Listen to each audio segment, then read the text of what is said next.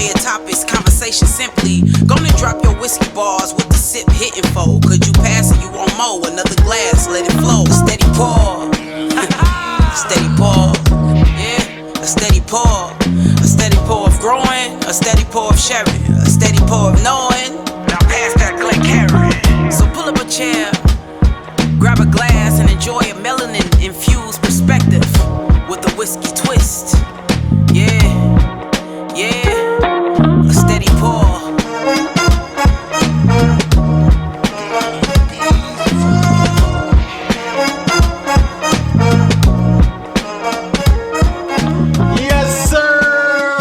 Another episode of the Steady Pour Podcast. I'm your Pour Coach Drew. Calvin. Tony, what's up? That is what it do. And we are your co-hosts. Do we have some new scenery going on? Where are we at? The whole background. This is not our usual studio. Nah. We had to come to the community center. We had to come to the community center, AKA the barbershop. AKA the barbershop. We all get fresh cuts because we got a special guest. Oh yeah, special guest. We think this is the owner, founder. Okay. Of New England Barrel Co. CEO. Now this episode is not just going to be a whiskey podcast episode. This is going to be a master class of business development, of entrepreneurship. All right. Okay. So we have none other than James Saunders. Welcome to the show. Welcome. Steady Pour Podcast. How you doing? Doing well. I have my coffee. I have my Glen. We got some whiskey down there. We're gonna have some fun. Hey, yes. We got a lot of whiskey. Yeah, we do. That lineup is looking crazy, man. Right? Now I'm gonna get right into it because when I heard of New England Barrel Co., that was early when we was just sort of start ourselves in the whiskey space. And I'm like, there was this New England Barrel Co. I didn't want to like it. I didn't because it said New England Barrel Co. And how I feel about Boston. This is New York Metro right now. We all make decisions. Boston Celtics hate. Patriots hate. Red Sox, come on. I mean, it's hard. It's hard when we win. Are you a true fan of all these teams? Not the Bruins. I'm a hockey fan. Okay. I respect it. But if you were, it'd be Bruins. It'd be Bruins. I mean, when they're in the Stanley Cup Finals, I'm a Bruins fan. I'm a local native. OJ Lima's got to be loving this right now. The Boston love from James, man. But of course, when you taste the juice, it's just like, man. Right. You would not like it, and then you go, it's good. God damn, that's good. Yes. Can I find a hate on it? Nothing. So tell us, what made you want to start New England Barrel Co.? So I think first and foremost, right, going back to the beginning, I'm a whiskey fan through and through. So consumer, enthusiast, collector. I love American whiskey and have now for about 15, 16 years. So if we think back to when I started the company in 2020, there was a lot of things going on the shelf, mainly a lot of questionable products being produced really quickly, really, really high prices, and people weren't able to enter into the hobby the way I did, right? The way I did, you had the ability to go from 80 proof to cash strength for less than $60. You typically can't do that now, right? No. Right. But one of the things that really hasn't changed over the last 15 years is the economics behind whiskey, right? A barrel still costs basically what a barrel costs. Grains have gone up. The cost of labor has gone up. But it doesn't make sense for me to look at a bottle that, 10 years ago I paid $30 for and it's now $90. Right. Or I paid $30 for it and it's not even available on the shelf because it's gone within 2 minutes once it gets put out. Right. That didn't make any sense to me. So I said, I have picked a ton of barrels for different stores, different groups over the years, well over 100. I've worked with, blending and sending samples out to friends and what have you, getting feedback back. So those two things I kind of understood. And then I started buying barrels personally in the UK, Scotch, so single malt Scotch, single grain Scotch, single malt Irish, single malt Irish, just personally. So I figured out how to do that over there. I figured I could figure out how to do it here in my backyard. So I'm like, I'm going to create awesome whiskey and I'm going to put it out at a reasonable price because this is what it should be priced at, not what it could be priced at. Right. Love that. That's what's up. So you was just buying barrels for fun? No. Alcohol is a part of every great story. Like in my prior career, I was in enterprise IT for a number of years. One of the companies I worked for was based out of the UK.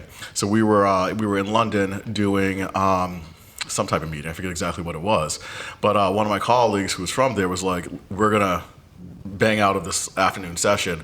I have a buddy who works in whiskey," and I'm like, "All right, cool. I'm game. Let's do this. I don't need to be a part of these technical sessions." So this buddy of his was a barrel broker, right? So I'm listening to how he buys and sells barrels, and he makes his money on the margins, right? It's all about arbitrage. It's like I pay this for it, I sell out of this, I get paid on what's in between, right? And I'm like, this is absolutely amazing. And I asked the question, so how much is a barrel, right? And at the time, I was deep into the hobby. I was collecting, everyone wants, that bottle of Old Forester birthday bourbon to open with their kid when they turn 21. And we have 4 kids. So I was constantly on the hunt for these bottles. Everyone wants the Blanchard bottle on these special days, things along those lines. And he told me, I knew what I was spending on these bottles. He told me what it cost for a barrel. And I'm like, so for the cost of 2 bottles, I can have a barrel. Wow. Yeah. And that barrel would be able to last in that climate for 30 years. So when my child doesn't turn 21 but decides to get married or has their own kid or what have you, we can bottle that 30-year-old barrel of scotch, and I can crack that with them, and we don't even have to bottle the entire barrel. So in another 30 years, they have the ability to share that with their kids. Yeah, that's that pretty changed dope. the game. That mentally changed the game for me. I was not sober at all. I was not sober at all having this conversation, but that changed the game for me. And that was back in 2016, and that's where buying and selling barrels and just acquiring barrels as opposed to just bottles and cracking bottles and making memories that way. It wasn't about making memories like I buy a bottle on a Wednesday, crack it on a Friday, make memories for my buddies. Right? It's I buy a barrel on a Wednesday, crack it in 15, 20 years with my kids. We'll bottle it 15, 20 years with my kids and make memories then. Right. He's on that long game. Future memories. Yeah. So that's sort of how I got started, and then I figured out all the moving pieces and what have you. We launched October 28th, which is actually my sister's birthday. That was accidental. Okay. That was accidental. Sure, she appreciated that. Well, she's my little sister. October 28th, 2020. So that's when we started. The first product hit the shelves March 16th, 2021 in New Hampshire. And I wasn't looking to expand past New Hampshire. Okay. Yeah.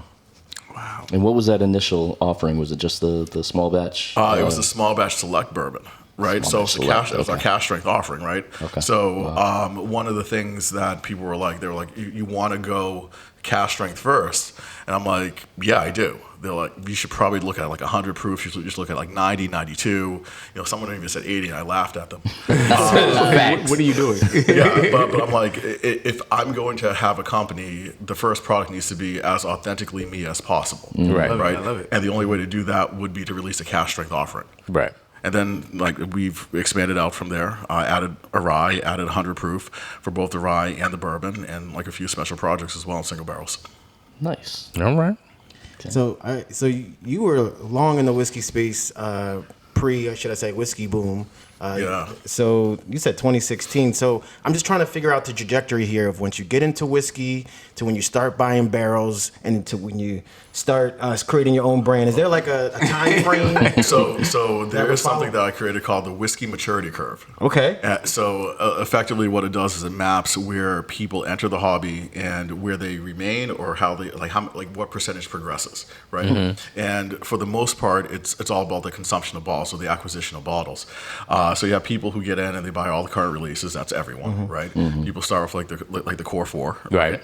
And then they begin to expand out. They begin to really focus in on single barrels. That's about roughly 60% of the whiskey population. Then you get into dusties and vintage 20 plus years old. Right. Then you get into the 50s and the 40s. Then you get into just after prohibition, pre-pro, and then the very few, less than 3% of the folks who enter whiskey get into things pre-1900.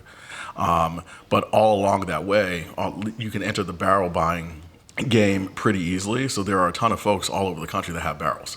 They just don't talk about them because you can't put a barrel in your home bar. Right. You're not going to break that out at a barbecue. That's not going to happen. I mean, But there depends on how you live. there are people with holdings. So there are companies out there, selling barrels. I think they're selling for way too much. But there are a lot of companies out there selling barrels and giving them people the opportunity to invest in whiskey versus just consume it. right. I'm seeing them more and more advertisements of like, try this for an investment, and Oh yeah. Yeah. and I'm just like, I don't trust you, white man. At the end of the day, right? If you don't have the core finances taken care of, right, it makes no sense to play the game for an alternative asset because that's what whiskey is. Right. There's Right. no difference between whiskey and art and vintage vehicles or watches or high-end sneakers or baseball cards and comic books. Right. Right. And if you're as old as I am, you remembered all the comic books and baseball cards you bought in like the late '80s that are absolutely worth nothing. And I don't think whiskey's ever going to get to that point. But if you don't have that background, if you're not like taking care of the blocking and the tackling with everything else, it makes no sense to invest in whiskey. Right. Okay. Well, since the bourbon was the first offering, do we have that over there? Yeah, so that would be the one with the red vinyl. That would be the very first one. Right here? I would probably suggest starting with the small batch bourbon, the 100 proof. Let's go up in proof. Okay. But I mean, you guys are pros. We can really start anywhere. Yeah. You know something? Let's crack this one. Yeah. This one? Yeah. All right. So this is our small batch select cask strength offering. This one's actually a blend across 3 different distilleries. It is a Kentucky bourbon, straight Kentucky bourbon. So in this bottle, there's distillate from Beam, Barton, and O.Z. Tyler. They go by Green River now. So we moved across 3 different distilleries, 3 different mash bills. And I think this is our best bourbon batch yet. All right. So when you were thinking about this barrel, were you did you know exactly what you were looking for in terms of profile? So Mash bill? not necessarily, right? So when I do my blending, so it's all about figuring out what that foundation is, right? So it's similar to building a house. You can't build a house without a strong foundation. So I figured out what barrels go into that foundational component, right? These are the barrels that, regardless of what the final blend's going to be, are going to be in that final blend. And then from there you start building, like the structure on top of that foundation. The structure of bourbon really comes down to the individual flavor profiles that the barrels that you're going to pull in add to that final profile. So it's just a matter of like doing a ton of tasting. So for each one of our cask strength bourbon blends and the 100 proof bourbon, our small batch, we're right around, on the low end, 140, 150 different iterations. On the high end, closer to 200. Wow. Like to just figure out exactly what it's going to be. And then when we hop over to the rye eventually, the rye, our first batch of cask strength rye, that took 6 months. Like if I was going to release a rye, it was going to hit, and I think that one does. Start to finish, minimum of 2 months. Because it takes time to figure out what the blend's going to be, to blend the whiskey, let it all come back together at cask strength, and then filter and bottle it. Or if we're doing our 100 proof, to proof it down, let it come back together for a second time, and then filter and bottle it. Right. And then you're tasting all throughout that. All throughout the entire process, yeah. Because I'm not going to know when the whiskey's ready to bottle until I don't set a timer, Right. Right. And then when the timer goes off, that's when we bottle. It's like when the whiskey says it's time, it's good to go. It's good to go. And if the whiskey's like, yeah, this isn't working, that's when I have to make like iterative corrections and maybe add a bit of this barrel or a bit of that barrel to round it out because it's just not coming back together the right way. Right. Gotcha. Is that also the time that you would consider finishes and stuff like that? No. So when I pull barrels in, I can go through 40 barrels in a half hour, like just tasting them, and it's like I always say it's like a binary thing. It's not. There are 3 buckets, not 2, right? The first bucket is this is for blending. This is for our small batch product. Okay. The second bucket is this is for our single barrel product or product line. These barrels immediately, first sip, stand on their own, right? They can just speak for themselves, right? Third bucket is this is interesting. I think we can do something cool with it. And that goes into what I consider to be our special products category, where finishing exists. Okay. We're so finishing of single barrels, finishing of blends, and then just screwing around and seeing what we can do. Right. Okay. Experimental. Yeah. I feel like when you go from hobbyist to entrepreneur, there has to be like a switch, a change of thinking in terms of how you approach whiskey. What was there, or was it just I really enjoy whiskey. I want to see something that I haven't seen out there, and I think I can do it better than what's out there on the table. But what's the? I feel like there has to be this mindset change from fan of whiskey to making this a business. Yeah, that catalyst was definitely, it was 2020, right? So 2020 was gave you the time. a crap year for a lot of reasons. Yeah. And I miss it. Yeah, it was also an awesome year for us as a family. We had our fourth child in February.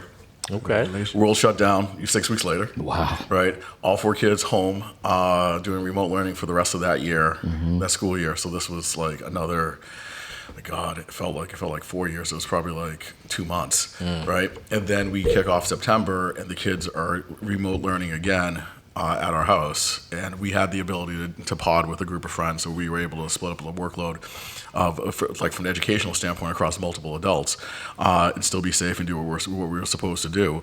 But I've been playing around with the idea of New England Barrel Company for a few years, right?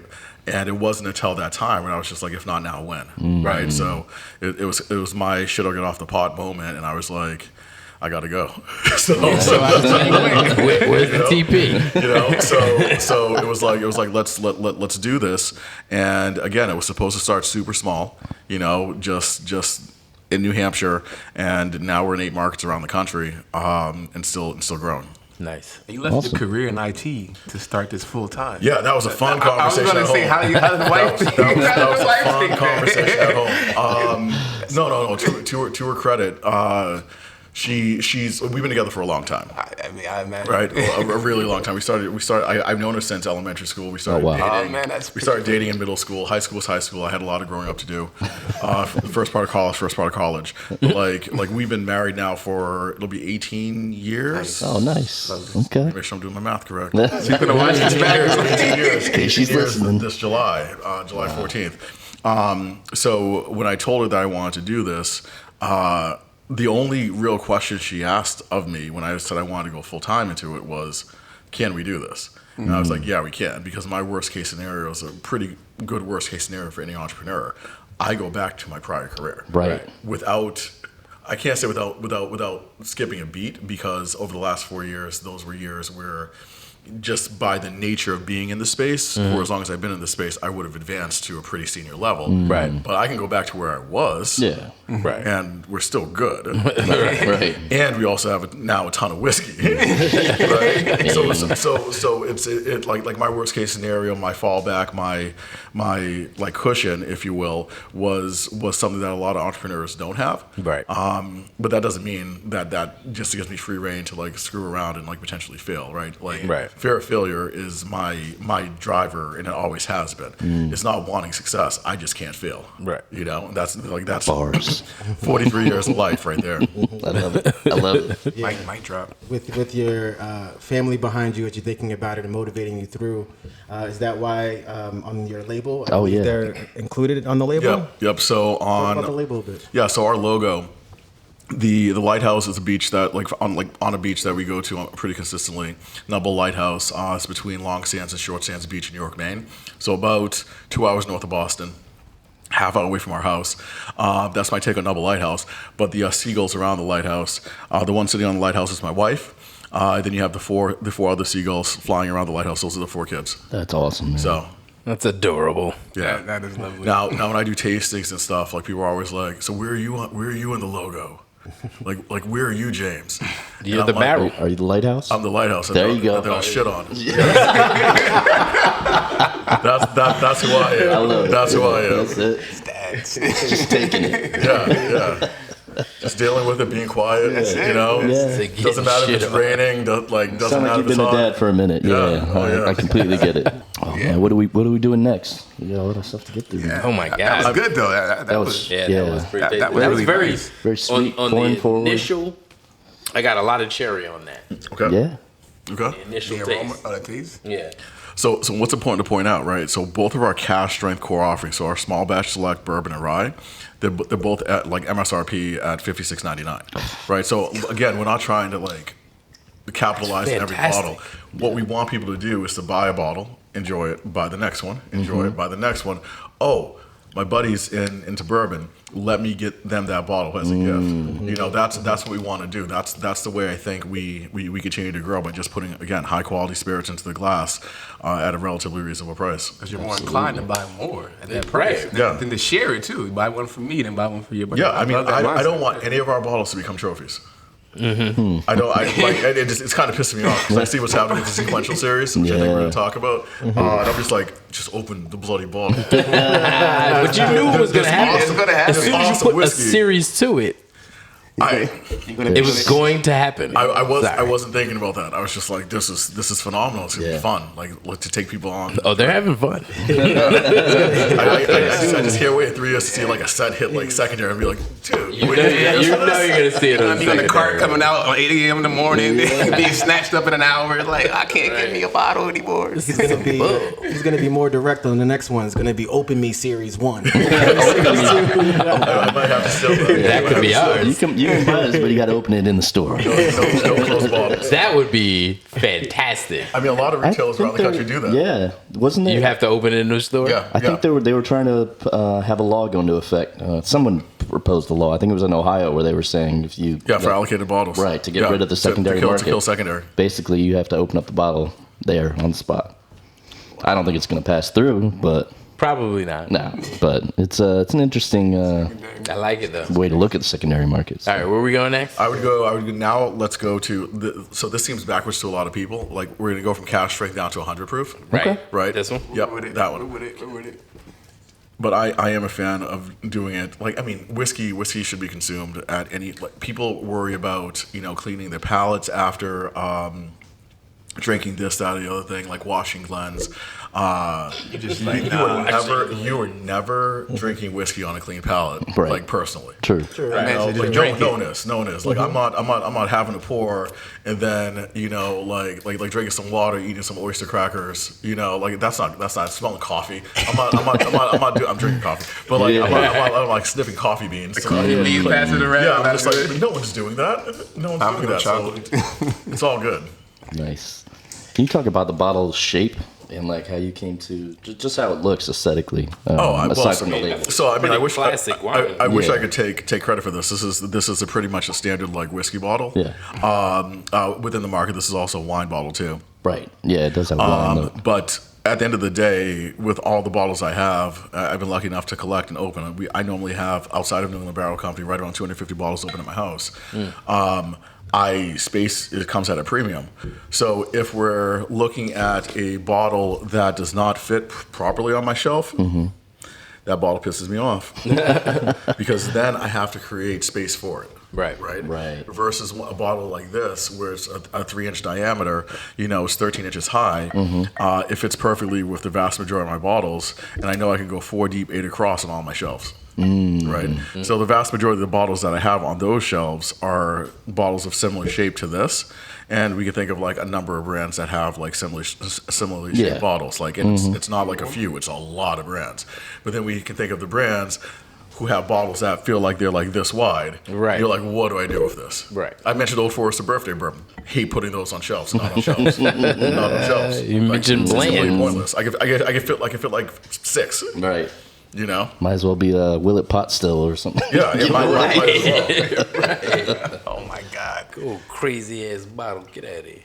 Oh man, It looks good on a bar shelf in the Yeah. back up high. Yeah. But other than that, functionally, Right. as a bartender, I don't even like pouring that joint. Right. Kind of like grab it by the bottom. Right. I feel like I'm about to snap the neck Grab by off. the butt like. Oh man, Terrible. this is really nice too. And what's the retail price on this? If the other one's $56, $36.99. 30. What are you doing? $6.99. Losing money. No, trying to sell whiskey. Slap another 10 on there and be straight. Don't do it. I mean, I'm not saying.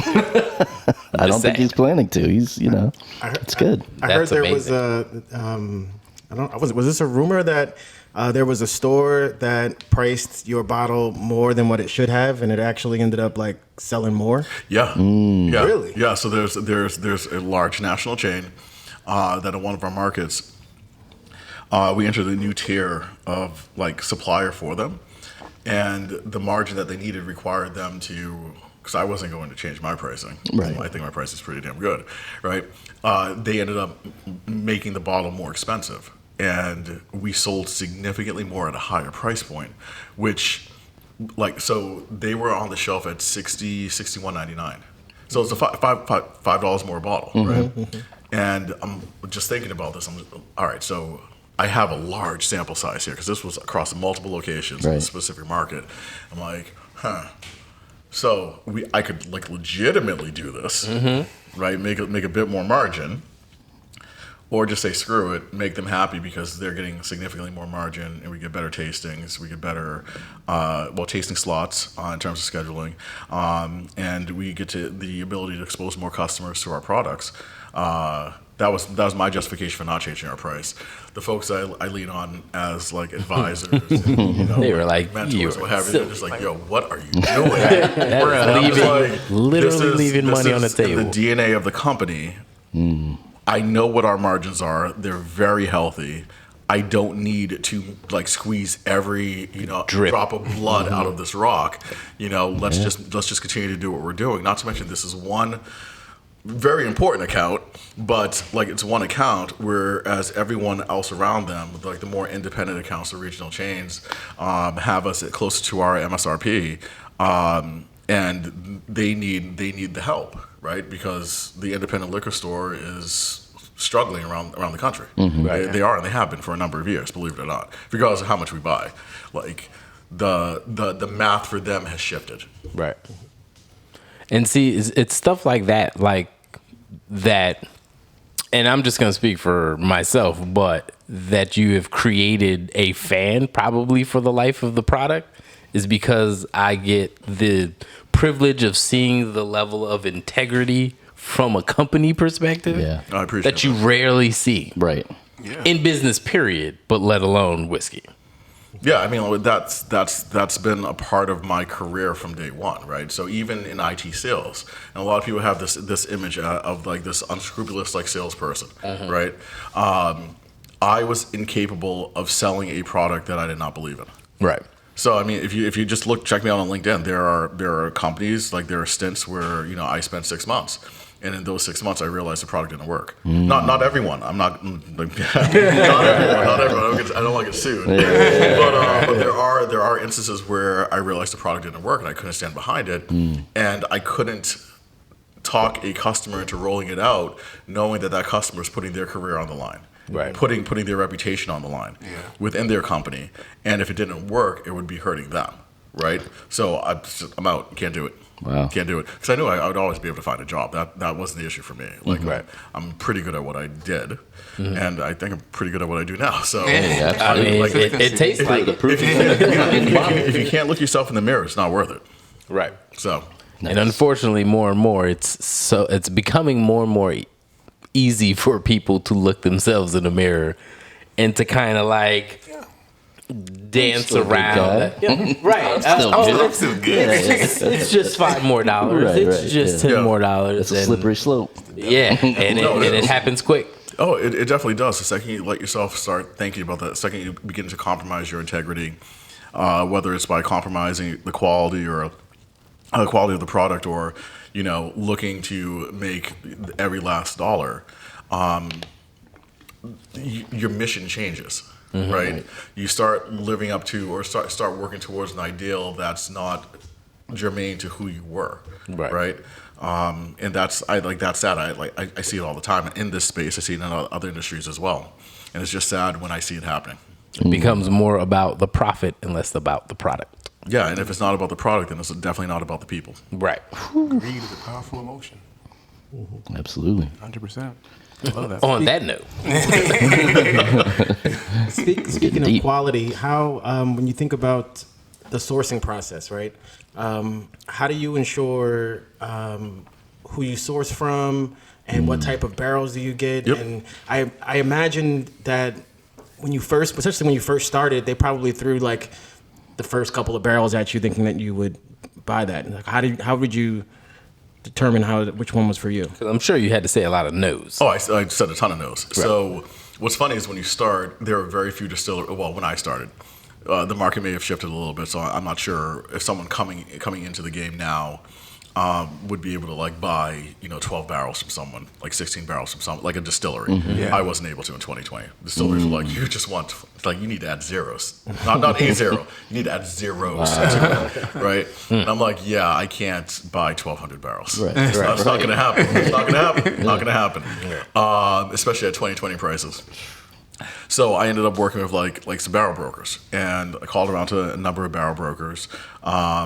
And my mentality was very similar to the way that I was buying individual barrels of whiskey, right? I wanted to taste through multiple barrels, right? Because I was going to buy one, I wanted to taste through multiple barrels from the same distillation run to understand that there was consistent quality. So I brought that here, employed that here. Not a lot of people wanted to do that. They would send me one sample. Be like, nah, I'm good, because being in the space, having picked a ton of single barrels, I know from the same distiller in like a number of instances, I know that not every barrel is created equal, right? So if they were sending me out that honey barrel, right, that beautiful barrel that is exquisite profile, I could easily get 10 dogs. I can get 12 dogs, right? That I wouldn't be able to do anything with. So I wanted to be able to taste between 3 and 5 samples from that same distillation run. Only a few of the brokers were game to do that. Those are the brokers I still do business with today. Nice. And the ones I don't do business with, because we've grown and they see what I'm acquiring and the lot sizes, and by proxy the amount of money we're spending and investing in our future, they're like, can we get a piece of that? And I'm like, no, you can't. You had your opportunity. Yeah, exactly. And so I never hold a grudge, but my memory's long, right? I'll forgive you for making a mistake, but that doesn't mean I'm gonna let you back into my world so you can do me dirty again. Right. That's not gonna happen. Like, I'll shake your hand, we can be friends, but I won't do business with you. My man said, you wasn't with me when I was shooting in the gym? Basically. Yeah. So that's where it worked. dope. Yesterday's price. Right. Exactly. Do the Yeah. exact same thing with like certain distilleries too, right? There are certain distilleries that are game to like let me come in and drill. They'll pull multiple samples from the same run, and they're absolutely phenomenal to work with. And then there are other distilleries that are like, yeah, that's not our process. I'm like, cool. So I still like the products I like of yours, and I'll still buy them. I'm still a consumer, but I don't. We just I can't don't do have to fuck with you. Wow. Just putting it bluntly. No, I respect it. I'm assuming swearing's fine, right? Okay. I just want to be sure. I probably should have asked that, like a half hour ago, but Oh, it's too late now. The kids are watching. No, Because some of the stuff he said on my camera. I am not in the beat. You know how many times, and I'm the one that edited this. You know how many times these cats have been like, "Yo, you can't say that. Could you edit yourself out of this part?" I'm like, No, he's not editing. "It's fine. What are you talking about?" So I always tell the kids, right? I don't want you to swear because you don't need to. Like I view swears as like filler words, right? But if you use it in proper context and it's the proper moment, like They're fantastic. Make it count. like make it worth something. you drop a weight on your toe and you say fuck, like okay. I'm gonna say just don't drop the weight on your toe. Right. I'm not gonna give you crap for saying the word. Right. Yeah, the things that we had to ask Cal to edit out. Yeah, right. Because a lot of it we let go, but a few of the things we were like, But we're still you here, can't- so we are still here. People Some We would have rock been with grace of God. fine. He wants us to go viral so bad. Like, yo, this is gonna go viral. We have a control in place. He edits, and we're the ones that publish. Right. You guys make sure I don't say anything that'll get me in trouble. Gotcha. That's all I ask. We get Sure, it. we'll try. Let's have another drink. Move to the rise. I would go, head over to the Cash Strength Rye. Cast strength. Okay. Cash strength, right? Cash So strip, this is our resident rye guy. Okay. I know you talked about your love of rye, so I'm sure you guys. I mean, I wanted to release a rye, like a Cash Strength Rye first. If I did that, I wouldn't have a company. yeah, Dead straight it's up. true, Like we buy bourbon as a country so much higher, like in a higher quantity and higher volume than rye, and it's very regionalized. So in the Northeast, specifically in New Hampshire where I was launching, bourbon is outsold. Bourbon outsells rye like the ratio is obscene. Wow. So I just like legitimately wouldn't have a company. So that's why it took me so long to like figure out this rye batch. I wanted to make sure that it was going to hit and it was going to hit hard. So I went into the New Hampshire liquor outlet. It was the Portsmouth store 38, and I bought every rye that was on the shelf. Wow. Filled my cart, every single rye. Went home, tasted through all of them, and I'm like, I can do this. I can do this better. And I don't think our rye tastes like anything on the shelf. Like straight up, I don't think it does. Yeah, rye gets a bad rep. But Just waving at people now. Just waving at people. I feel like I'm on the Today Show. Oh my gosh.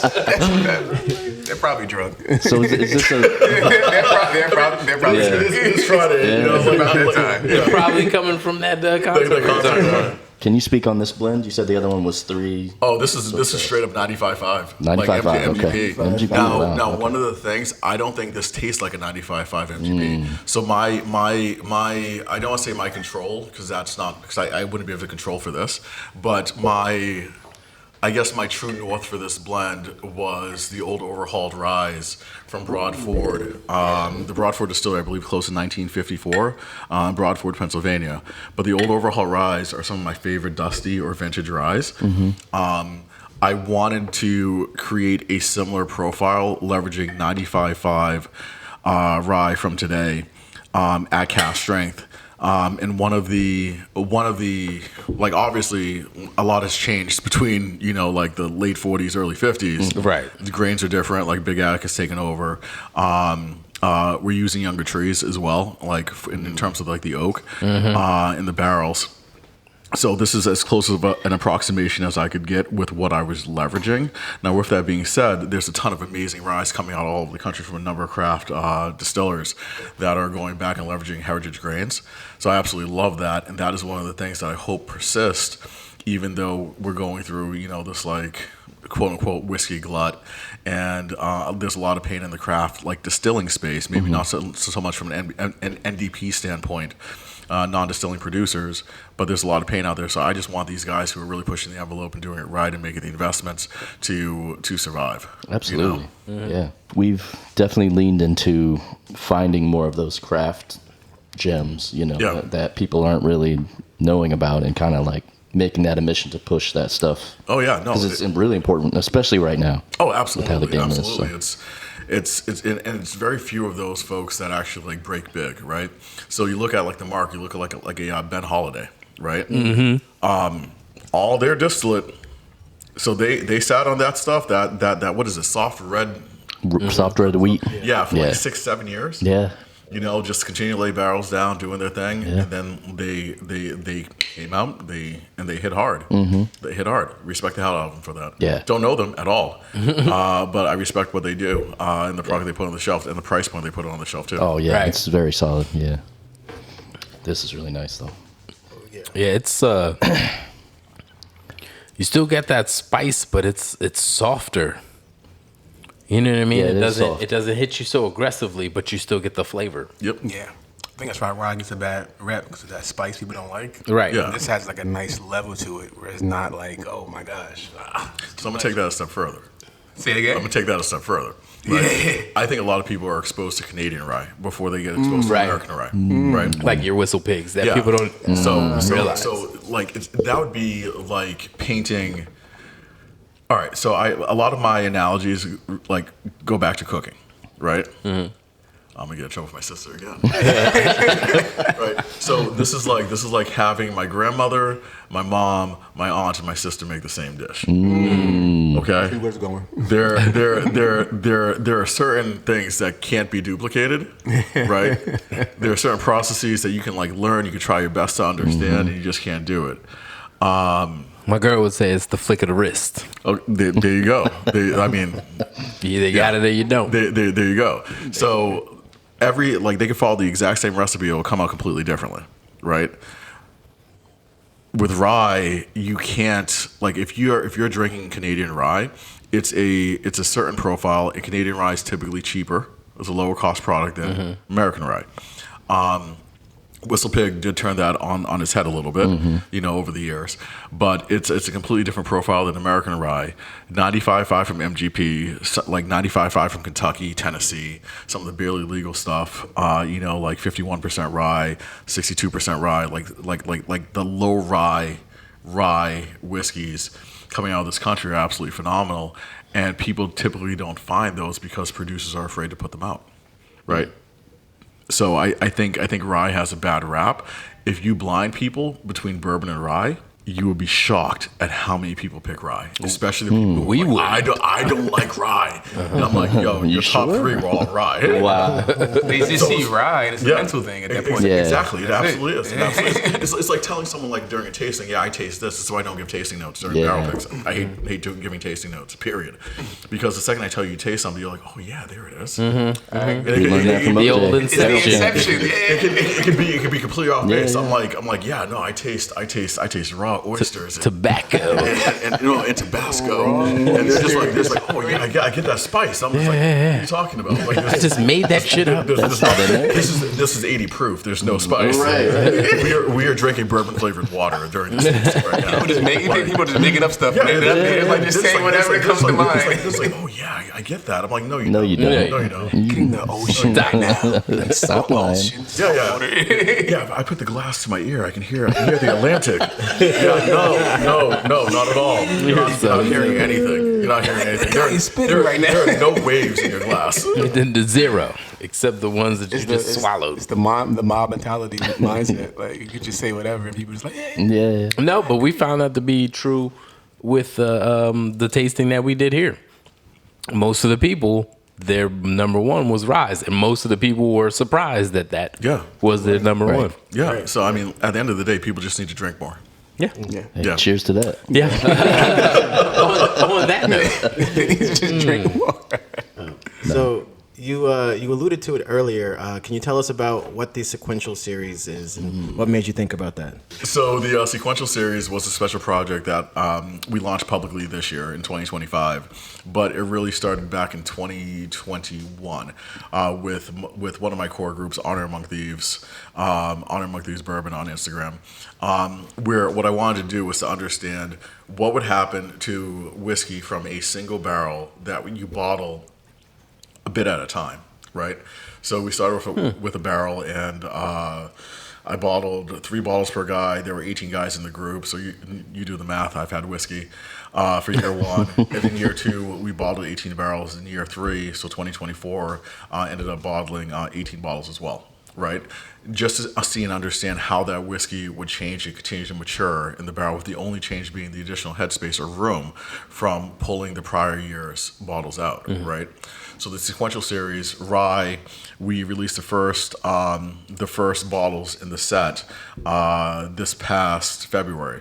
So it's a 12-year-old 95.5 rye from like my first run of rye I ever purchased, and it was absolutely phenomenal. We're going to release it at 13 years next year, and then 14 years for the final release in 2027, limiting it to 45 total sets to make sure that we have enough volume based upon my small sample like a project with Honor Among Thieves. But I mean it's the best single barrel we ever released.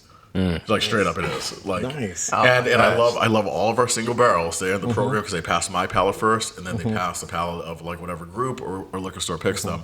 So we released that, and then on Monday the sequential series bourbon, which will be 10, 11, and 12 years, so 2025, 26, 27, will be bottled and will begin shipping out as well. Nice. All right. Oh, So man. I'm not even gonna try to collect those. you've done this. You've done this on a smaller scale already. Yeah. What have you noticed during that? The amount of evaporation once you add additional headspace in the barrel is kind of ridiculous, right? So I wasn't expecting that, and then you couple that with the fact that these barrels are stored in New England, and New England's a much drier climate than even like Kentucky, right? So one of the, like my hypothesis when I started the company was I'll be able to take whiskey, American whiskey, for a longer period of time because our climate is more similar to what you would experience like in Ireland or Scotland. I was only looking at temperature, I wasn't looking at humidity. Right. So with everything being so dry, the proofs of our barrels go up. We're losing significantly more water than I anticipated when I started the company 4 years ago. So when I track proofs, like that absolutely blows my mind.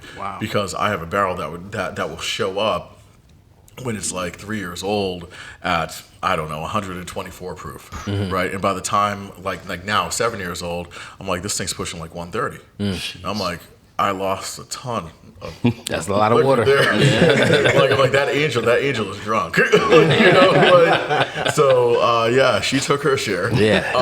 She's living it. But what's awesome is like it's all like all this stuff is sort of factored in, right? So like we have some barrels that are absolutely like high yield. I had a 4.5-year-olds that we did for the state of New Hampshire, the New Hampshire liquor outlets, all yield 200 plus bottles. Wow. And my thought is like a 4.5-year-old should be right around like $140 to $160, right? They were all over 200 bottles.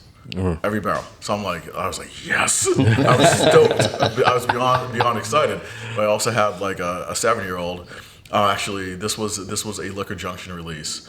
It was I want to say it was like 7-year-old like wheated bourbon, 140 proof. It was sub 60 bottles. Wow. So it all balances out, right? Right. The game balances out so long as you're like I think like the whiskey gods need to like just make everything even. That's what they did. I've also dumped out a 4-year-old that had 8 gallons in it. That was a sad day. It tasted like an 8-year-old. Tasted like an 8-year-old bourbon.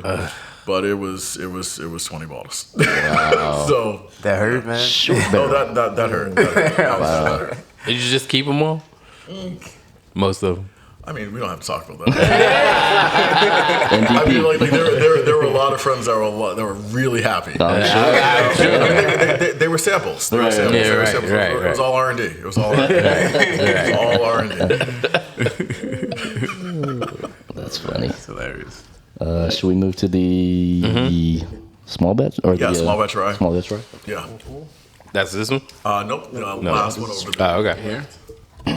Guess I could have guessed it's the last one on the road. So yeah, this is again 100 proof, our small batch rye. This is a different blend of 95.5. Okay. One thing that's important to point out, between the cask strength and the 100 proof products, they're never going to be the same blend. Like you have to blend, in my opinion, again, like this is like a religious conversation amongst like people who blend. I don't think you can blend for cask strength and blend for a proof down product at the exact same time. Because when you add water to whiskey, like a lot of people are like, water opens up whiskey. Water doesn't open up anything, right? What it does is it either creates or breaks esters, creates or destroys. That's what water does. So just change it. Yeah, so exactly. It's like a chemical change that changes the profile of the whiskey.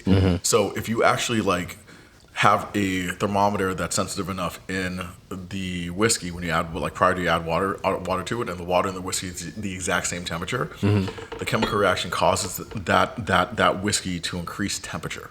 Okay. Right? So there's a chemical reaction that is actually taking place that a lot of people aren't familiar with because you can't see it in the glass. Right. Well, you can't see it in the glass. Have you guys ever seen like when you add water to even a couple of drops of water to whiskey, you see that like cloud, you see the swirl? Yeah. Yeah, that is Temperature change? That is the whiskey and the water separating.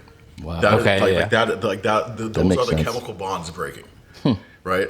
And then it takes time for all that stuff to come back together, right? Right. That is what's that's what's going on. So when you do that on a larger scale, so picture like taking 120 proof down to 100 proof, right? You're doing that on a larger scale.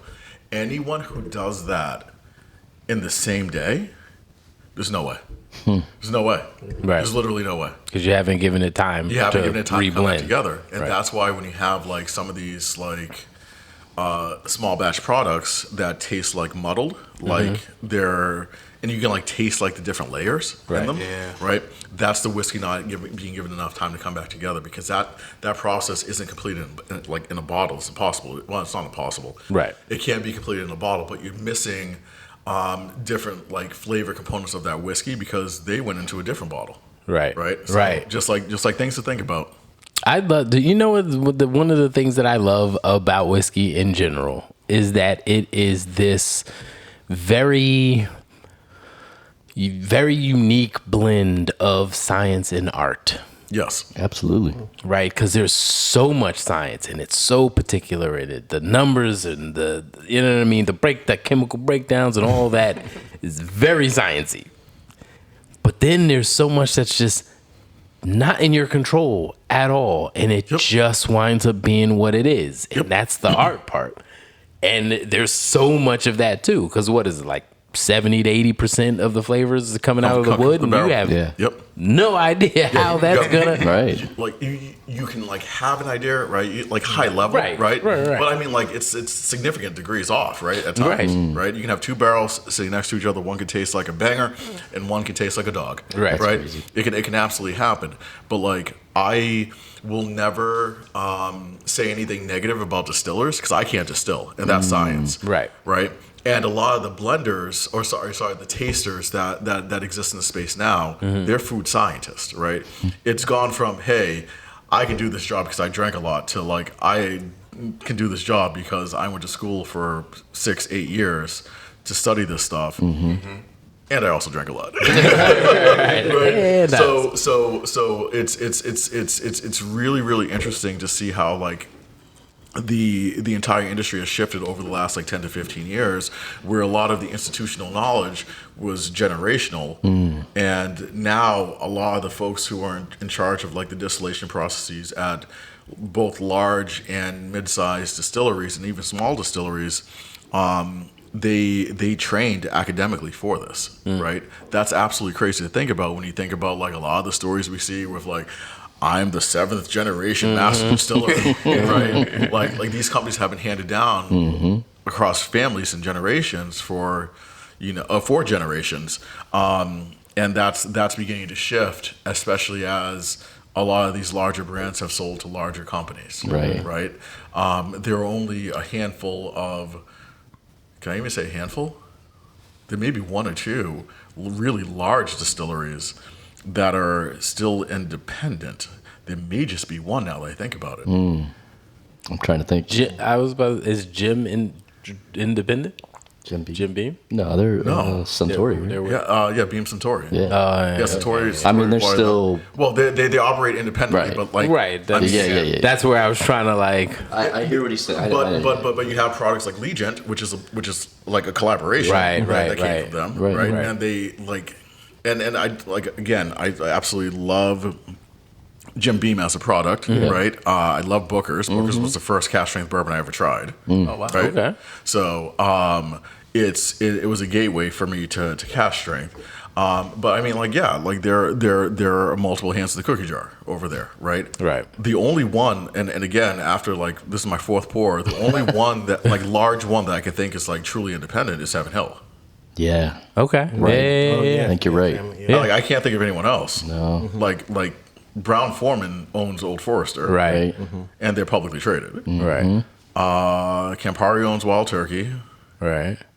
Yeah, a lot of them have been sold out. Four Roses is owned by someone. I can't think of who. Jack is under someone. Well, yeah, Jack's Brown Foreman. Brown Foreman. Yeah, right. yeah. I mean, Brown Foreman owns a lot. Yes, Brown Foreman owns they a do. lot. So I mean, kudos to them. Yeah. But it's one of those things. That's one of the reasons why. Like, so a lot of people are like, why are you a massive Willett fan? I'm a Willett fan because of a lot of their source stuff, and just like the wherewithal from a small business owner standpoint to like survive a really bad time and how they had to survive to like saying we're going to get back into our core, like who we were, and like begin distilling again. Like I have a ton of respect for the Colesveen family and the Willett family in general for what they've been able to build just over the years and remaining independent. Yeah. When I know for a fact, like, because I know the people who've made the calls, say, yo, can we do this? And they were like, nah, we're good. Wow. Right. You know, Props. Goes back to that integrity. It does go back to that integrity. It definitely does. And honestly, having been there several times through Black Bourbon Run, they have treated us probably the best. great. I would say on whole. Yeah. Oh yeah, I mean, whenever I'm in Bardstown, I go to Willet. Like I've been on 12 Willet tours, right? Like just bringing friends there. Whenever I go there, it feels like Willet is the one place in Kentucky where I feel at home. And I can Without see a doubt. that. Because it feels real homey when we're there. I like had lunch reservations 2 days ago at Willet, and I walk in. I don't tell anyone I'm coming. I just made a reservation. It's under my name, but like whatever. And I've been going there for a very long time. Like I love the brand, love the people. And our waiter Jason just pulls over a bottle for pour, just one pour, puts it right in front of me. Wow. And it was my group's very first pick, which is sitting on the bar. He was like, compliments of the house. Man, that's That what attention to detail. I'm just like, Yeah. like because This is why I always push back.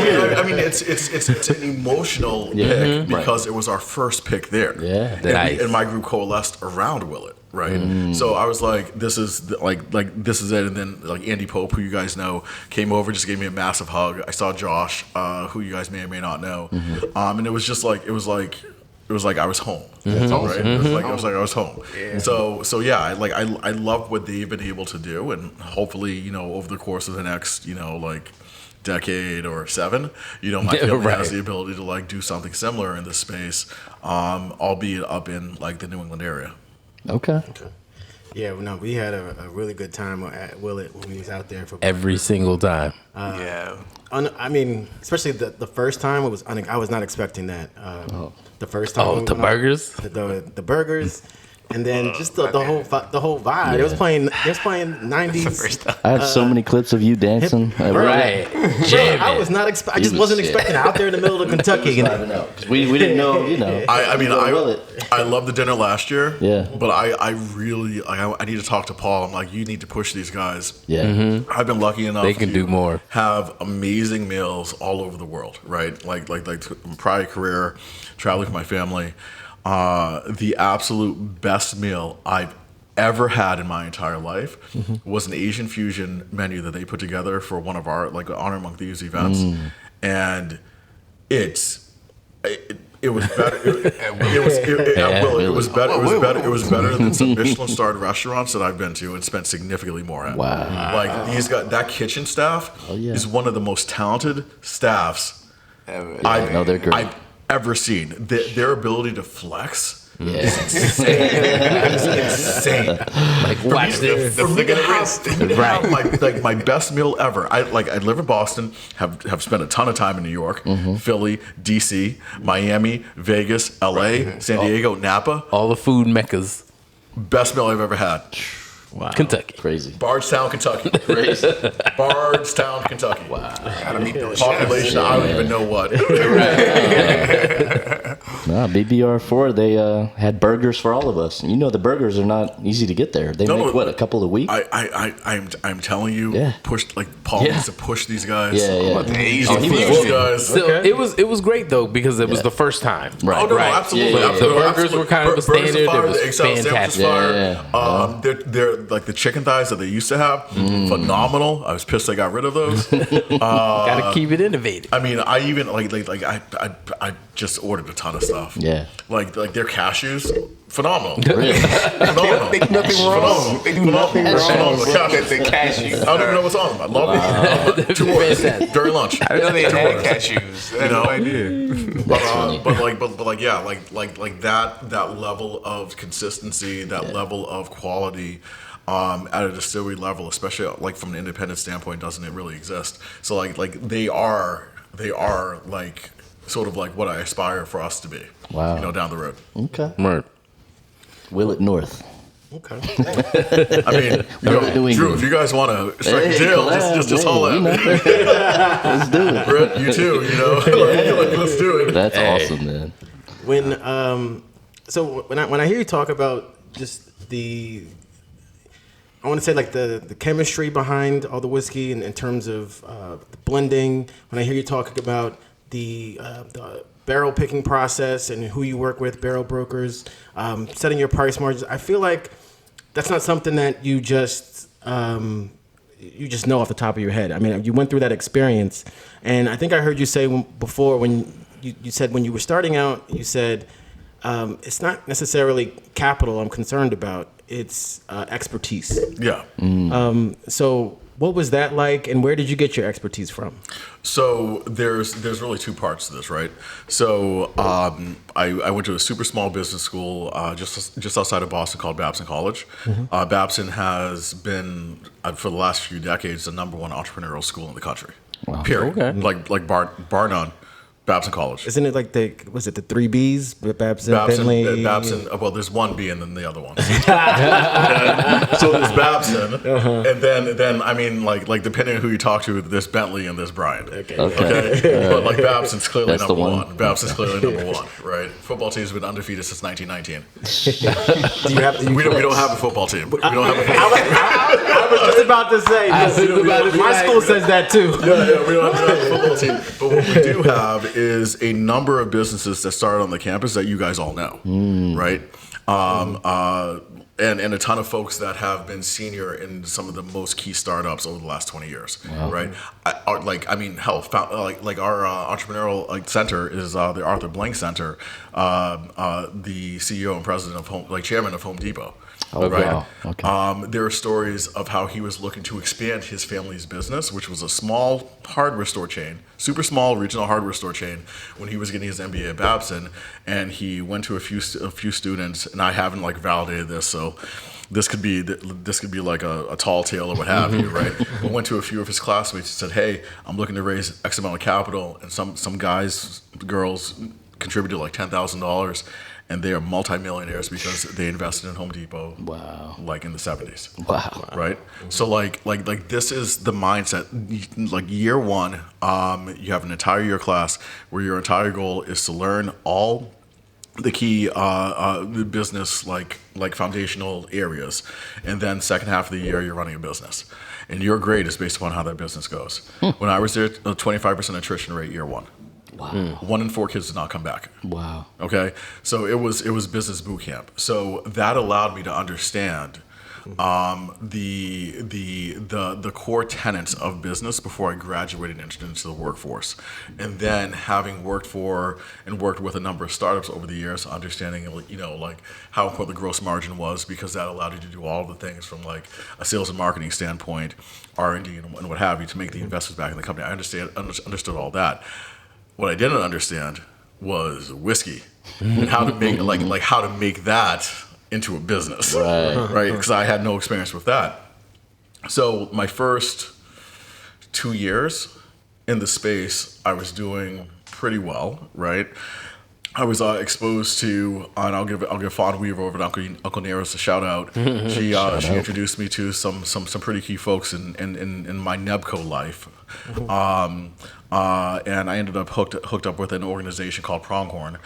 They are an incubator, spirits incubator that focuses on black and brown brands. They are tied to one of the big guys, Diageo, as well. So I now have access to a lot of really, really smart people to ask questions of in terms of like market development, what distributors to work with, my go-to-market plans, how am I future-proofing the business, things along those lines, right? That was the expertise that I needed. Right, because I understand. I can build a pro forma. It'll take me 5 minutes, and I can take it out 5 years.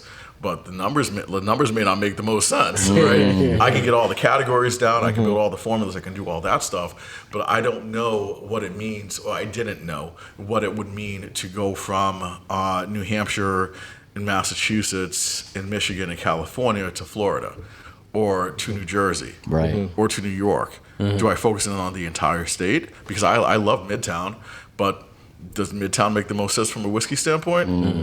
Nope, it doesn't. There's a lot of pay to play there, right? Whether people want to admit it or not, right? So focus in upstate and Western New York, right, where you can actually build community, right? And then does it make sense to take my brand to Texas? Probably not. I'm not sure how New England's going to play in Texas. Right. I'm gonna find out eventually. It's going to happen, right? But like, what does that growth trajectory really look like? Where do I spend my time, my effort, my energy, and my money, right? To have the biggest impact and build what I consider to be like a community of whiskey enthusiasts and lovers, right? So I leverage the Pronghorn team to really bounce all those questions off of, and then hopefully throughout that process, we also have the ability to, work with other brands that are within their portfolio, so that we have the ability to take advantage of economies of scale from a barrel purchasing program or barrel purchasing standpoint. We all use basically the same bottle too. Right, a lot of us do. So why not just streamline that process, right? And then share best practices when it comes to like label development, label design, who the best printers are. So we're helping like other folks who are in the space, but maybe like a couple of steps before where I'm at, right? Or even at the same level, even more advanced, to like add to their margins overall. Nice. That's what's up. I was actually gonna bring up Pronghorn. Yeah, we know someone else who's because affiliate. Would I call it a graduate of Pronghorn? Who is it? Me. Oh, what did you do over there? I finished the Pronghorn program December. Oh, dude, that's awesome. Yeah. Oh, so we know. Have you like that office is badass?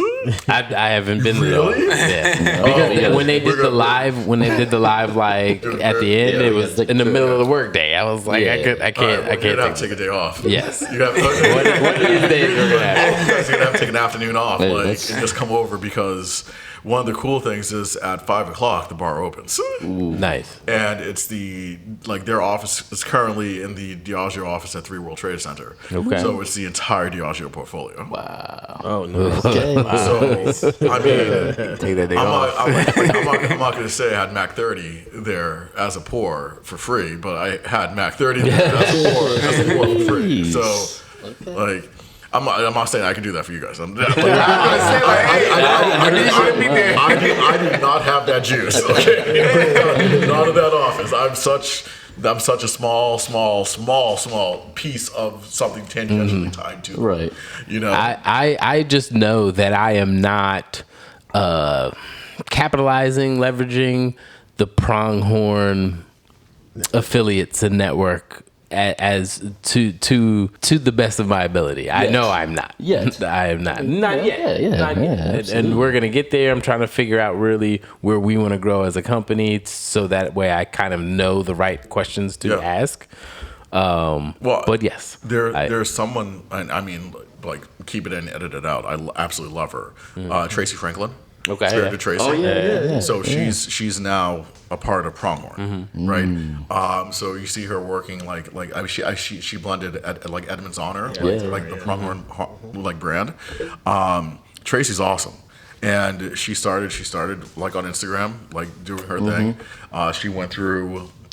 She's one of the first graduate of like the nearest Jack Daniels initiative like with Byron. Yeah. So like I love what she's done, because she's done it in such a way that she has broad market appeal.